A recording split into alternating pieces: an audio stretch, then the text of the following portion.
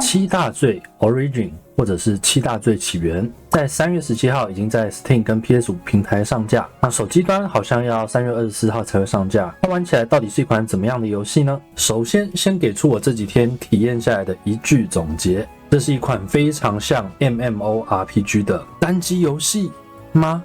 那因为这款游戏呢，它蛮多宣传上都有点对标原神的意思。我在这边先跟各位原神玩家说，这款实在是非常不像原神，它真的就是更像 MMORPG， 只是单人的。现在 MMORPG 很多会为了孤狼玩家或者是落后很多的新手玩家提供一些单人副本的玩法，让玩家一个人也可以完整体验它的故事。七大罪就很像这个样子。那因为我是用 PS5 游玩我在 Steam 上有看到它的一些评价像是优化上的问题PS5 玩起来是没什么感觉，它本身预设的按键位置玩起来也挺舒服的。我目前玩了3天了，故事破完第5章，还完全没有看到任何一点点强制多人的要素。它有个冒险团好像是多人组小队吧，但是我在尝试使用这个功能的时候都会断线不知道是怎么回事。还有一个骑士团，看起来就是一般的工会或者是联盟系统，但目前就只有联络功能，也没有什么贡献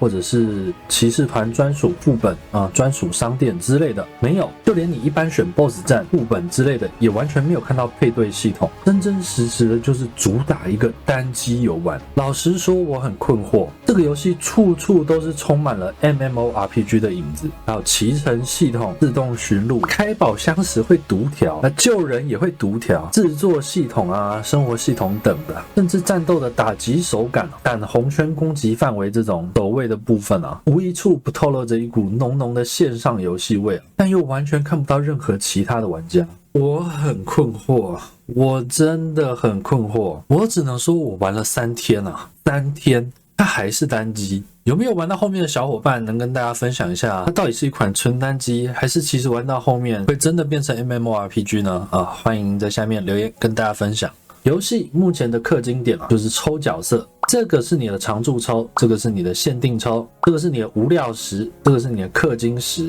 那311抽，80抽保证出 SSR，120抽保证取得该期 SSR。我不知道这个保证取得 SSR 会不会是只有一次的限制，我现在抽出来不够多。那大世界上宝箱一颗最少要给到50，最多我不太清楚，疑似好像有给到110的，但我不太确定那到底是解任务得到的还是开宝箱拿到的。总之这个石头你要挖这个大世界石头是挺难挖的，3天下来剧情路过的箱子大概开了个5成左右吧，目前限定池只能捞个42抽，连第一次的保底都还没有达到那它除了一般常见的限定池常驻池以外，它还有一个专用时装抽，一个箱子内有10个东西，抽完不会放回去的那种，直到你把整个箱子抽光了就会给第2箱。虽然这也算游戏界常态了啦，不过这种抽箱子内容物并不是等几率也就不是每一件都是10%会抽到，自己要注意这个专用时装抽除了第1抽以外第1抽是免费送，目前好像就只能氪金抽但他给的东西看起来也比一般抽奖给的垃圾武器好很多的样子。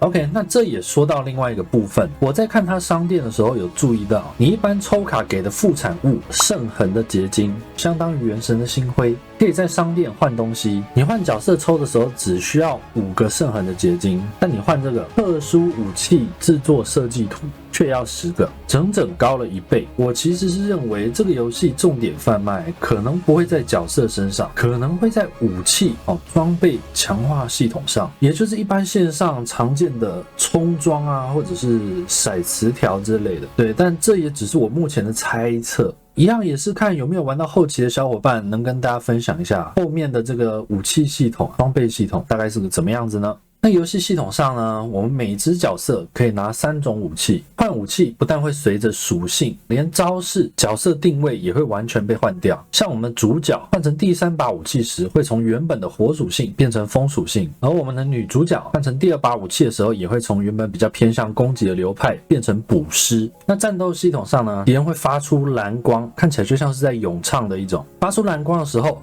可以切换人，打替换技，打断敌人的咏唱。但这个蓝光在在后期好像需要一点点动作预判，如果是看到蓝光才按，有的时候会来不及的样子。那当然也可能是因为我的动作还在后摇中，所以按了没有办法及时反应啊。一般的攻击都会累积替换技跟大招的点数，这两个资源都是全队共用的，而某些角色组合可以打出大招连吸。另外还有一个属性爆裂系统，会根据你用不同属性打出来的爆裂会有不同的效果。像风的话会有很明显的范围攻击，雷的话会有持续的追加攻击。目前看起来有些角色就是很容易打爆裂，像是我们的主角，而一般的攻击或者是红圈的范围攻击都可以用闪避来闪躲，或是像一般 MMORPG 一样直接离开它的攻击范围，也是可以避开这次攻击啦。完美闪避的部分手感奇烂无比，所以我很少用，大多就是跑远一点躲开而已。故事上感觉有很多跟原作相互呼应的部分，我自己对七大罪原作认识几乎为零，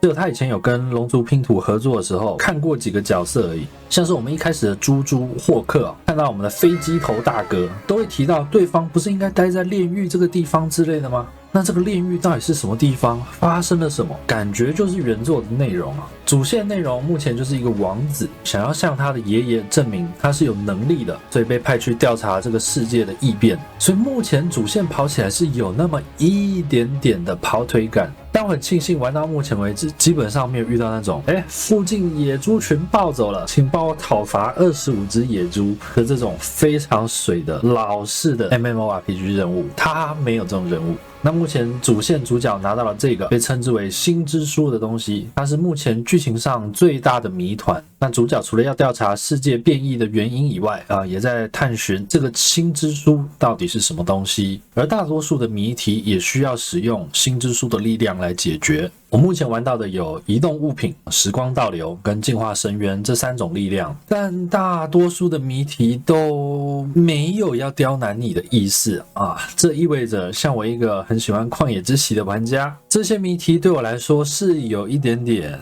过于简单。但我在想，如果你只是想要解谜、拿石头来抽东西之类的，那玩起来应该也不至于到太生气。OK， 以上呢就是我玩七大罪 Origin 这3天下来的一些感想，特别推荐给如果你最近刚好想要玩 MMORPG， 想要玩个漫改游戏，想要好好体验 MMORPG 单人推任务的时光啊，那这一款真心推荐给你。好，那这边最后再放上一段游玩的画面啊，真的好像 MMORPG。OK， 那喜欢的话不要忘记按个喜欢，不喜欢的话也感谢你看到最后，我们下次再见，拜拜。やっぱりあの子のことは後だ。まずなん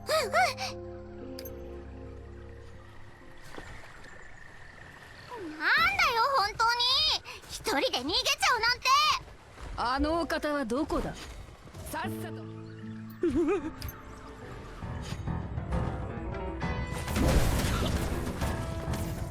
ご覚悟を。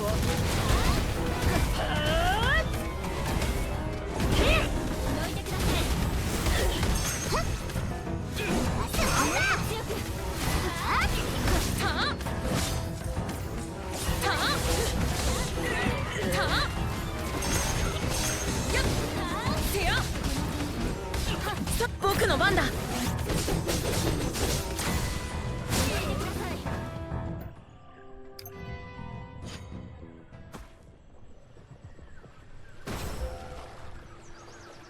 さっき話したよ。